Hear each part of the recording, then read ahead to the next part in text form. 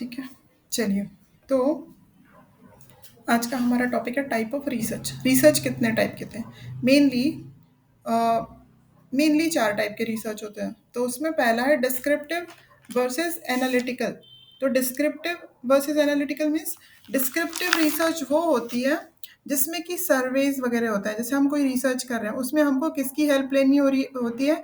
सर्वे की। सर्वे करना होता है। जैसे आपके घर पे भी कभी कोई ना कोई सर्वे के लिए आते होंगे, आपसे किसी न किसी प्रोडक्ट के बारे में इंफॉर्मेशन मांगते होंगे कि आपने वो उस प्रोडक्ट यूज़ किया तो आपको कैसा लगा, कितना अच्छा है वो आपकी दूसरे प्रोडक्ट से। इस तरह के काफ़ी सारे सर्वेज अलग अलग फील्ड में होता है। तो डिस्क्रिप्टिव रिसर्च में क्या होता है? सर्वे बेस्ड होती है, सर्वे या दूसरे टाइप के जिसमें कि डेटा को कलेक्ट किया जाता है सर्वे के फॉर्म में। फैक्ट फाइंडिंग इंक्वायरीज पर बेस्ड होता है सर्वे, और फैक्ट फाइंडिंग इंक्वायरीज पे। तो इसमें क्या होता है, जबकि दूसरी टाइप की जो रिसर्च होती है उसको, मतलब ये दोनों जस्ट अपोजिट होते हैं, ऐसे समझ लीजिए उनको साथ में हम एक साथ स्टडी कर रहे हैं। तो डिस्क्रिप्टिव तो ये हुई जिसमें सर्वे बेस्ड होती है, जिसमें डेटा को कलेक्ट सर्वे के फॉर्म में किया जाता है। दूसरा एनालिटिकल। एनालिटिकल में क्या होता है, यहाँ पे कोई सर्वे वगैरह नहीं होता, यहाँ पे क्रिटिकल थिंकिंग होती है। मीन्स क्रिटिकल थिंकिंग मतलब हमारे पास ऑलरेडी कोई डेटा है, उसको हम काफ़ी एनालिसिस करते हैं उस पे, और एनालिसिस करने के बाद में किसी एक नतीजे पे, किसी एक रिजल्ट पे पहुंचते हैं, किसी एक कंक्लूजन पे पहुंचते हैं। इस टाइप का जो रिसर्च होता है, मतलब क्रिटिकल थिंकिंग स्किल्स इसमें इन्वॉल्व होते हैं, और उन फैक्ट और इंफॉर्मेशन पे की जाती है ये रिसर्च जो कि ऑलरेडी अवेलेबल है। मतलब इसमें सर्वे नहीं किया जा रहा है, ऑलरेडी अवेलेबल डेटा पे रिसर्च की जा रही है, उस पे क्रिटिकल थिंकिंग करके उस पे एक कंक्लूजन निकाला जा रहा है। तो जैसे हम स्टूडेंट्स हैं, हम काफ़ी सारे बुक्स को पढ़ के फिर अपना एक आंसर रेडी कर रहे हैं, हम एक अपने कंक्लूजन पे पहुंच रहे हैं। ठीक है, डॉक्टर्स हो गए, साइकोलॉजिस्ट हो गए, वो इस टाइप की रिसर्चेस करते हैं एनालिटिकल, जिसमें डेटा उनके पास ऑलरेडी होता है, बस उनको किसी कंक्लूजन पे पहुंचना होता है उन सारी चीज़ों को पढ़ के, उनको स्टडी करके। तो डेटा को यूज करके उसका क्रिटिकल एवेल्युएशन जो किया जाता है वो है एनालिटिकल। सेकंड है applied versus fundamental. Applied research क्या होता है? अप्लाइड रिसर्च केवल अपने नॉलेज को एनहेंस करने के लिए नहीं, जैसे कि अभी हमने पढ़ा एनालिटिकल में, हम क्या पढ़ रहे थे कि हम काफ़ी सारे डेटा को एवेल्युएट करके खुद के एक नतीजे पे, खुद के कंक्लूजन पे पहुंचते हैं। मतलब कहीं ना कहीं हमने अपनी नॉलेज को इन्हेंस किया। मैंने योग सूत्र पढ़ा, मैंने योग सूत्र पे कमेंट्रीज पढ़े, बहुत सारे सारे योग सूत्र पढ़ने के बाद में मुझे उसका जो मैंने एक्सट्रैक्ट निकाला, जो उसका सार मेरे समझ में आया, उससे मेरा नॉलेज एनहेंस हुआ। ठीक है। बट अप्लाइड जो रिसर्च होती है ना, सेकेंड टाइप की, उसमें क्या होता है, केवल नॉलेज को एनहेंस करने के लिए हम रिसर्च नहीं करते, बल्कि किसी पर्टिकुलर प्रॉब्लम को सॉल्व करने के लिए इस रिसर्च को किया जाता है। पर्टिकुलर प्रॉब्लम को सॉल्व करने के लिए, मतलब ये एक प्रैक्टिकली यूज में आती है इस टाइप की रिसर्च।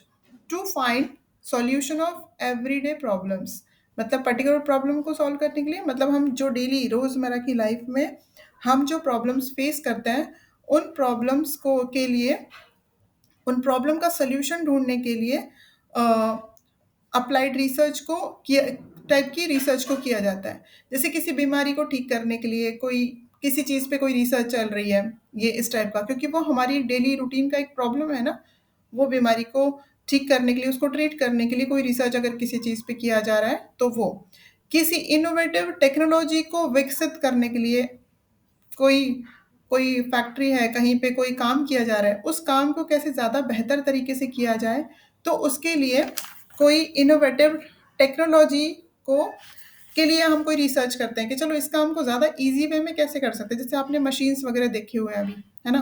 मशीन्स वगैरह देखे, हम रोज़ की लाइफ में भी बहुत सारी मशीन्स को यूज़ करते हैं। पहले हम कितने सारे काम हाथ से करते थे, आज के टाइम पे हमारे पास सब चीज़ों के लिए मशीन है। तो कहीं न कहीं वो रिसर्च से आए ना, और कहीं न कहीं वो हमारे डेली लाइफ के प्रॉब्लम जब हमने फेस किए, तो कहीं न कहीं किसने उसको देखा और उससे एक उनके माइंड में एक आइडिया है कि इसको इस वे में, ईज़ी वे में किया जा सकता है ना? तो इस तरह से रिसर्चेस होते हैं, अप्लाइड रिसर्चेस। उसके अलावा जैसे एग्रीकल्चर जो फील्ड है हमारी, खेती जो होता है, उसमें फसल का जो प्रोडक्शन है वो ज़्यादा हो, उसके लिए रिसर्चेस किए जाते हैं, है ना? प्रोडक्शन इंक्रीज़ करने के लिए किसी डिसीज़ का ट्रीटमेंट करने के लिए, इस तरह के सारे रिसर्चेज़ अप्लाइड रिसर्च कहलाते हैं, अप्लाइड रिसर्च की कैटेगरी में आते हैं। बिकॉज़ आपको पता है किसान लोग रोज़-रोज़ नई-नई प्रॉब्लम्स को फेस करते हैं। तो फेस करते हैं तो कहीं न कहीं नए-नए आइडियाज़ उनके लिए आके उनकी टेक्नोलॉजी को डेवलप करके उनके लिए सुविधाजनक बनाया जाता है उसको, उनके काम को।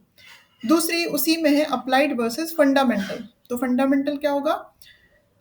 वो थी अप्लाइड कैसी थी? रोज़ के लाइफ में जो प्रॉब्लम्स आ रहे हैं उनको अ, आसान बनाने के लिए, उनको ठीक करने के लिए। दूसरा जो है फंडामेंटल। तो फंडामेंटल में क्या होगा? साइंटिफिक क्वेश्चंस का आंसर ढूँढने के लिए ये रिसर्चेज़ होते हैं। मतलब साइंटिफिक क्वेरीज़ जो होती है ना, साइंटिफिक क्वेरीज़ का आंसर, साइंटिफिक क्वेश्चंस का आंसर सर्च करने के लिए इस तरह के रिसर्च किए जाते हैं। इस तरह की रिसर्च की हेल्प ली जाती है। जैसे जैसे कि कुछ एग्ज़ाम्पल हम समझ सकते हैं इस रिसर्च को, अप्लाई फंडामेंटल रिसर्च को। How did the universe begin? Universe कैसे उसकी उत्पत्ति हुई, सृष्टि की उत्पत्ति कैसे हुई, कैसे क्रिएशन हुआ, या क्वेश्चन हमारे साइंटिस्ट लोगों के माइंड में आता है ना, तो उसके लिए वो कुछ-कुछ अपने आइडियाज़ से कुछ रिसर्च करते रहते हैं, कुछ कहीं कुछ चीज़ों को सर्च करेंगे। तो इस तरह के जो रिसर्चेज़ होते हैं ना, अपने साइंटिस्ट लोगों के क्वेरीज़ का आंसर ढूँढने के लिए वो कहलाते हैं फंडामेंटल रिसर्च। जैसे कि how did the universe begin? What are the proton, electron and neutron composed of? ये सब चीज़ें किससे बनी है? आपको पता है साइंटिस्ट लोग ही ढूँढते हैं ये सब कि प्रोटॉन, इलेक्ट्रॉन क्या है? फिर ये भी किससे बने हैं? उतना भी इतने माइन्यूट लेवल पे जाके वो रिसर्चेस करते हैं। तो इस तरह का क्वेश्चन का आंसर फंडामेंटल रिसर्च के थ्रू मिलता है।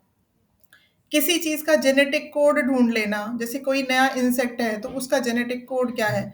तो इस तरह की चीज़ें मिलती है फंडामेंटल रिसर्च से। उसके बाद थर्ड वाला है क्वांटिटेटिव एंड क्वालिटेटिव। तो जो नाम से ही समझ में आ रहा है क्वालिटेटिव, क्वालिटेटिव मतलब उसमें क्वालिटी पे बात होती है, ठीक है ना? तो qualitative phenomenon relating to involving quality और काइंड, मतलब किसी चीज़ का एक उसका टाइप या मतलब उसका काइंड ढूँढने के लिए, जैसे कि एग्ज़ाम्पल से समझ में आएगा। जैसे ह्यूमन का जो बिहेवियर होता है, कि ह्यूमन का बिहेवियर पे काफ़ी रिसर्चेज़ होते हैं, आपको पता है। उसके लिए काफ़ी सारे एनिमल्स की मदद भी ली जाती है। जैसे कि हमारा बिहेवियर पता करना हो तो एनिमल्स में रैट हो गया, डॉग हो गए, कैट हो गए, इन पे काफ़ी सारे पहले उन पे वो रिसर्चेज़ होते हैं। उसके बाद में इन्वेस्टिगेट करके फिर ह्यूमन्स पे लाया जाता है। जैसे कि आपने सुना होगा बंदरों के ऊपर भी काफ़ी सारे रिसर्च होते हैं उनका नेचर जानने के लिए। जैसे कि हमारे ऊपर वो बाद में पता लगा सके ह्यूमन पे इसका क्या इफ़ेक्ट होगा। तो इस तरह के जो रिसर्चेज़ होते हैं ना, investigating reason for human behaviour, like why people do और थिंक सर्टेन थिंग्स। कोई किसी सर्टेन कंडीशन में हम सर्टेन टाइप का बिहेवियर क्यों शो करते हैं? किसी ने हमको कुछ बोला तो हमको गुस्सा ही क्यों आया? तो इसमें क्या चीज़ें हुई? तो ह्यूमन के बिहेवियर को जो इन्वेस्टिगेट करते हैं ना, उस टाइप के रिसर्चेज़ कहलाते हैं क्वालिटेटिव रिसर्चेज़। ठीक है? उसके बाद मीन्स ह्यूमन बिहेवियर के पीछे का मोटिव, हमारा जो बिहेवियर है उसके पीछे का मोटिव क्या है, उसको इन्वेस्टिगेट करना क्वालिटेटिव रिसर्च के कैटेगरी में आता है। उसके अलावा क्वांटिटेटिव रिसर्च, क्वांटिटेटिव मतलब ये थर्ड वाले का ही पार्ट है, क्वालिटेटिव वर्सेस क्वांटिटेटिव।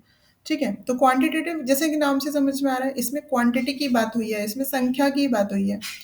तो इसमें क्या होता है, systematic investigation of any phenomena via systematic mathematical और कंप्यूटेशनल टेक्निक। इसमें वो रिसर्च जहाँ पे मैथमेटिक्स यूज़ हुआ है, नंबर्स की बात हुई है, काउंट करना है, कुछ अमाउंट है, इस तरह के डेटा है, तो उस तरह के रिसर्च को हम कहेंगे क्वांटिटेटिव रिसर्च। ठीक है? तो इस टाइप की रिसर्च का मोटिव होता है मैथमेटिकल फ़ॉर्मूला। आप सोचेंगे कि क्वांटिटेटिव रिसर्च की ज़रूरत कहाँ पड़ती होगी? हमको पता है मैथ्स जो भी लोग पढ़ते हैं, उसमें नए-नए फ़ॉर्मूलाज़, नए-नए थ्योरीज़, नए-नए कंसेप्ट और मॉडल्स आते रहते हैं। ये कहाँ से आते हैं? मैथ्स पे भी रिसर्च होती है। उनके फ़ॉर्मूलाज़ पे रिसर्च होती है कि इससे ज़्यादा ईज़ी फ़ॉर्मूला है क्या जिससे कि स्टूडेंट उस सम्स को ईज़िली सॉल्व कर पाएँ।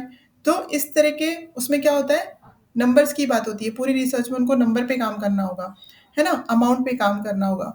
तो उससे क्या होगा, एक नया फॉर्मूला बन के आएगा, एक इजीएस्ट फॉर्मूला बन के आएगा, एक नई थ्योरी बन के आएगी सामने, और या फिर एक नया मॉडल सामने आएगा। इस तरह की रिसर्च को बोला जाएगा क्वांटिटेटिव रिसर्च। फोर्थ है conceptual versus empirical research.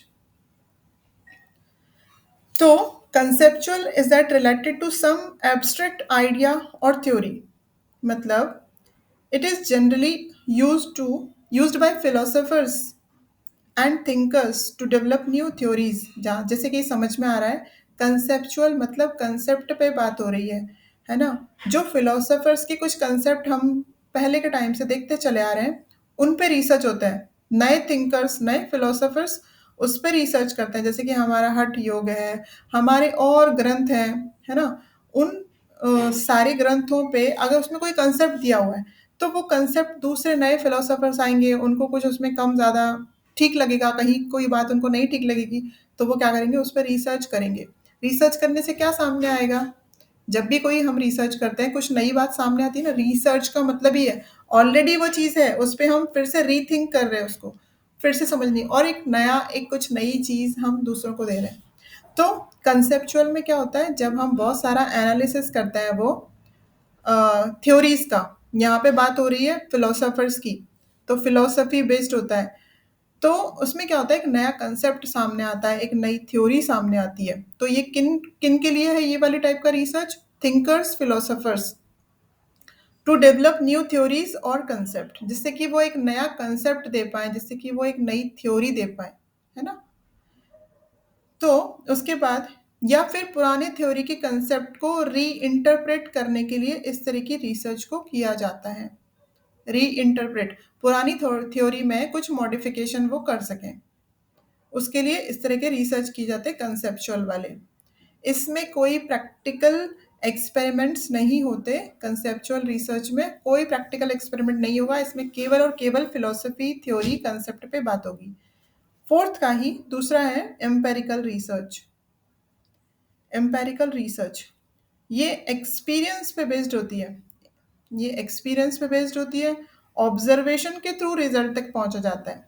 Observation कैसे होगा, मतलब ये डेटा बेस्ड रिसर्च है, इसमें डेटा को यूज़ किया जाएगा, उसको इवेल्युएट किया जाएगा, और पुराने हाइपोथेसिस और फैक्ट्स को ध्यान में रखते हुए कंक्लूजन तक पहुंचा जाता है। We can call it experimental type of research, that means empirical research. Empirical research को ही एक्सपेरिमेंटल रिसर्च भी कहा जाता है।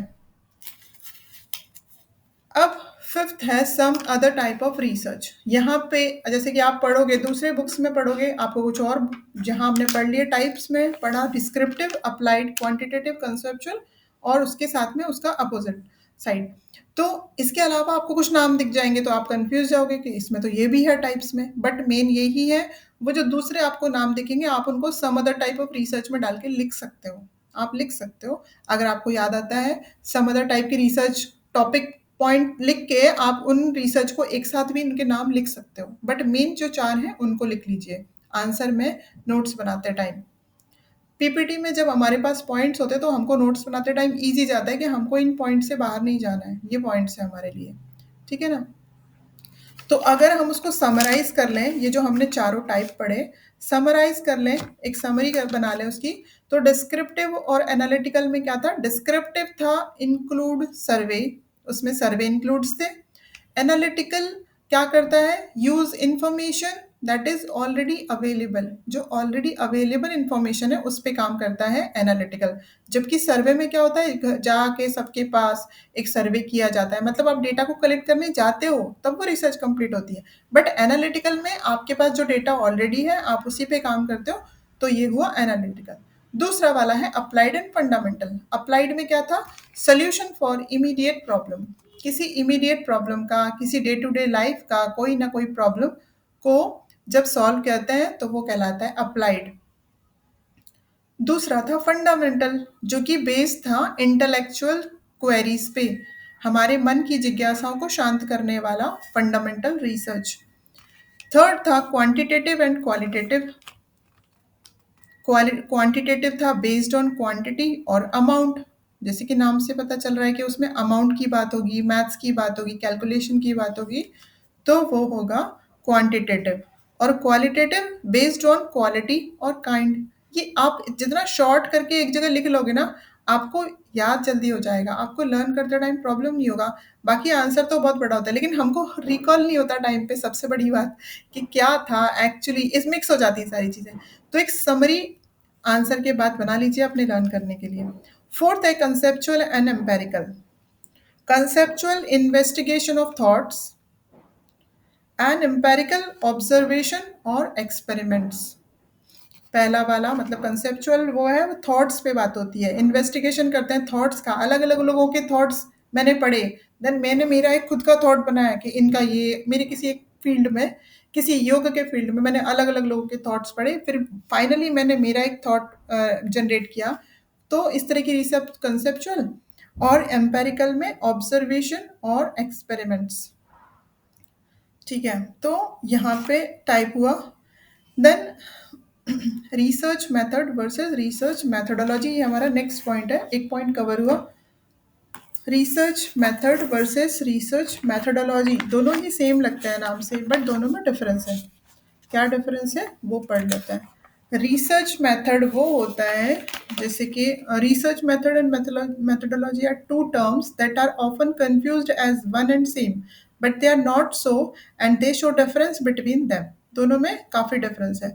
मेथड क्या होता है, are the method by which you conduct research, वो मेथड जिसके द्वारा आप अपनी रिसर्च कंडक्ट करने वाले हो, वो मेथड। ठीक है, इनटू अ सब्जेक्ट और अ टॉपिक, जो भी आपका टॉपिक या आपका सब्जेक्ट हो, लाइक एक्सपेरिमेंट करने वाले हो, कोई सर्वे करने वाले हो, वो आपका मेथड हुआ। ठीक है, ये हुआ रिसर्च मेथड। अब मेथडोलॉजी क्या है, explain the method by which you में प्रोसीड विद योर रिसर्च। जो भी मेथड आपने यूज किया है, जो भी टूल्स आपने यूज किए हैं, उनका डिटेल एक्सप्लेनेशन इज मेथडोलॉजी। मतलब मेथड का स्टडी, ऐसे समझ लीजिए। मेथड तो हो गया वो जिसके थ्रू आप अपनी रिसर्च करोगे।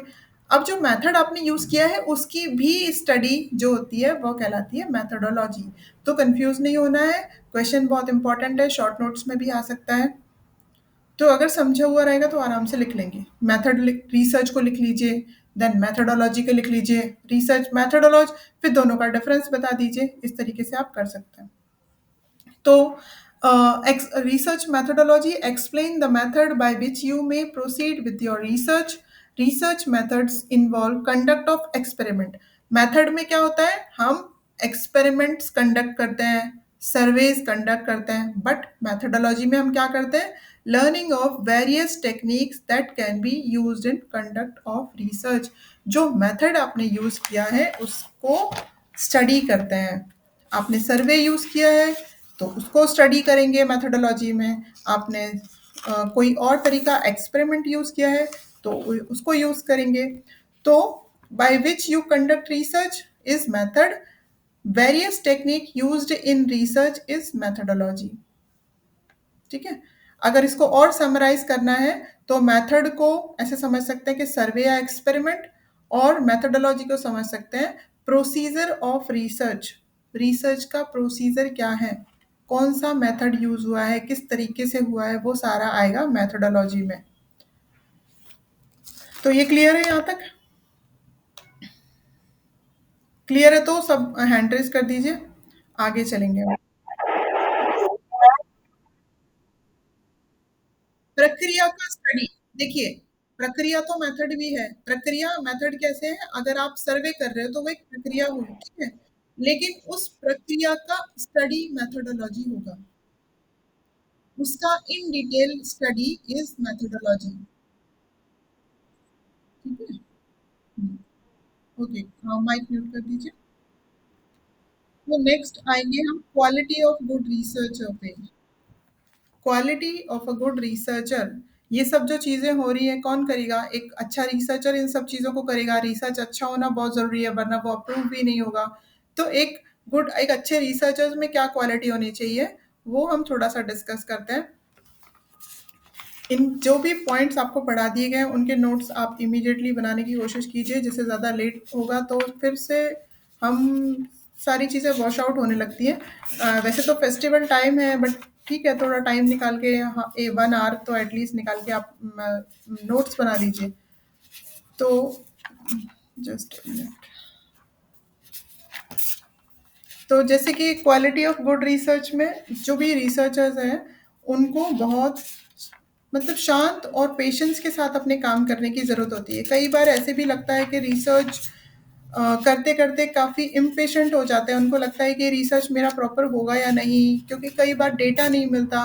कई बार जैसे फिलोसॉफिकल रिसर्चेज़ होते हैं ना, कई बार हम टॉपिक ले लेते हैं और उन टॉपिक ले तो लेते हैं हम, क्यों? क्योंकि वो हमारा इंटरेस्ट का फ़ील्ड होता है, वो हमारा टॉपिक काफ़ी इंटरेस्ट का होता है। लेकिन हमको ये नहीं पता होता कि वो टॉपिक पे कितना काम पहले हुआ है या नहीं हुआ। तो वो टॉपिक ले लेने के बाद कई बार हमको नहीं मिलता, तो फिर हम काफ़ी इम्पेशेंट हो जाते हैं कि क्यों मैं मतलब सोचते हैं बीच में ही रिसर्च छोड़ दें। ऐसा होता है, कई जो लोग पीएचडी करते हैं, तो हम उनसे समझ सकते हैं कि इस तरह की चीज़ें उनको फेस करनी होती हैं। दूसरा है तो इसलिए उनका बहुत शांत और पेशेंट रहना बहुत ज़रूरी है कि उनका रिसर्च कंप्लीट होने तक के वो अपना पेशेंस ना खोएँ एटलीस्ट, तभी उनकी रिसर्च ज़्यादा अच्छे से हो पाएगी। तो स्ट्रेस ना लें, क्योंकि ये सब चीज़ें टाइम टेकिंग होती हैं, तो प्रॉपर एनालिसिस करते रहें और टॉपिक ऐसा चूज़ करें जिस पे ऑलरेडी काम हुआ है, जिससे कि आपको ईज़िली डेटा मिले। तो और एक डेडलाइन प्रेशर भी होता है उनके ऊपर, जिसकी वजह से वो इम्पेशेंट हो जाते हैं और बीच में कई बार रिसर्च छोड़ने का मन बना लेते हैं, इसलिए शांत रहना, पेशेंट रहना बहुत ज़रूरी है। उसके बाद intelligence. Research requires critical analysis but most of the common sense. तो क्यों? क्योंकि इंटेलिजेंस होना बहुत ज़रूरी है। रिसर्च को क्या होता है, क्रिटिकल एनालिसिस की ज़रूरत होती है। जितना सारा डेटा आपने अपने रिसर्च के लिए यूज़ कर रहे हो, उसको क्रिटिकली इवैल्यूएट करना होता है। तो जितना इंटेलिजेंटली हम उस चीज़ को हैंडल करेंगे, उतना अच्छा हमारे रिसर्च का रिज़ल्ट होगा। तो डेटा, एक सेकंड। हुँ। उसके बाद है एनालिटिकल माइंड, जैसे कि उसी में बात आ गई है इंटेलिजेंस में ही, कि researcher should be able to take a step back and analyse the situation they present. तो जो भी उन्होंने डेटा जो इवैल्यूएट कर रहे हैं, उसको इवैल्यूएट और एनालिसिस करने के लिए उनका माइंड जो है ना, वो एनालिटिकल माइंड होना चाहिए। हर चीज़ों में उनको बारीकियों में कुछ नया दिखना चाहिए। क्रिएटिविटी नहीं होगी तो हम कुछ नहीं कर पाएँगे। हमको अगर किसी चीज़ पे रिसर्च करना है, तो हम रिसर्च करते टाइम हमारा माइंड उतना छोटी-छोटी चीज़ों को अ एनालिटिकल माइंड होना चाहिए, मतलब छोटी-छोटी चीज़ों में हमें कुछ नया दिखना चाहिए, क्रिएटिव होना चाहिए, इनोवेटिव होना चाहिए माइंड, तब हम अपनी रिसर्च के रिज़ल्ट तक आसानी से पहुँच पाएँगे। उसके बाद क्यूरियोसिटी होनी चाहिए, मतलब क्यूरियस होना चाहिए उसको। जिज्ञासा ही नहीं होगी तो कुछ नहीं कर सकते ना, जो जिज्ञासा ही नहीं होगी तो रिसर्च कैसे स्टार्ट होगी और कैसे कंप्लीट होगी। तो an endless thirst for knowledge, एक एक एंडलेस थर्स्ट होना चाहिए, एक एक भूख होनी चाहिए इस बात की कि मेरा रिज़ल्ट क्या आएगा, मेरा रिसर्च प्रॉपर होगा या नहीं, क्योंकि ये काफ़ी लेंदी और को काफ़ी बोरिंग प्रोसेस हो जाता है जब हम कभी रिसर्च हाथ में लेते हैं। जो भी रिसर्चर्स हैं, हम उनसे अगर मिलेंगे, तो कभी-कभी ऐसा टाइम आ जाता है कि काफ़ी बोरिंग और लेंदी लगने लगता है उनको प्रोसेस, और कई बार वो रिसर्च बीच में ड्रॉप करने का सोचते हैं। तो क्यूरियोसिटी और एक एंडलेस थर्स्ट होनी चाहिए रिसर्चर्स के माइंड में। जैसे स्टूडेंट को होता है ना, कुछ स्टूडेंट्स ऐसे भी होते हैं कि चलो पढ़ लिया, पास हो जाएँगे, ठीक है। किसी को ऐसे लगता है इसका आंसर मुझे ऐसा नहीं, मुझे तो इसका आंसर ऐसा चाहिए, क्योंकि मेरे माइंड में वो बात मुझे ठीक नहीं लग रहा है, इसका आंसर ऐसे नहीं है। क्योंकि उसको थर्स्ट है, उसको भूख है उसका आंसर जानने की, क्योंकि उसको केवल पढ़ने के लिए, पास होने के लिए पढ़ाई नहीं करनी है, उसको नॉलेज के लिए पढ़ाई करनी है। तो इसलिए एक जिज्ञासा उनके माइंड में हमेशा होनी चाहिए। Good researchers constantly strive to learn more, हमेशा उसको एक नया कुछ जानने की जिज्ञासा मन में होनी चाहिए। क्विक थिंकर होना चाहिए। Things don't always go well, so you need to be able to think fast. हमेशा सब चीज़ें अपने फेवर में नहीं होती। जब रिसर्च प्रोसेस होती है तो काफ़ी लेंदी प्रोसेस होती है, तो इस बीच में हमको नई नई चीज़ें सीखने के लिए हमारा माइंड ऐसा होना चाहिए कि हम बहुत जल्दी जल्दी नई नई चीज़ों को एक्सेप्ट करें और उससे डेटा को इवेल्यूएट करें। उसके बाद कम्युनिकेशन जो है उनका, वो काफ़ी अच्छा होना चाहिए। Like communication skills are one essential asset for every researcher, not only with their team members, उनका जो टीम मेंबर्स है उनके साथ उनका कम्युनिकेशन अच्छा होना चाहिए।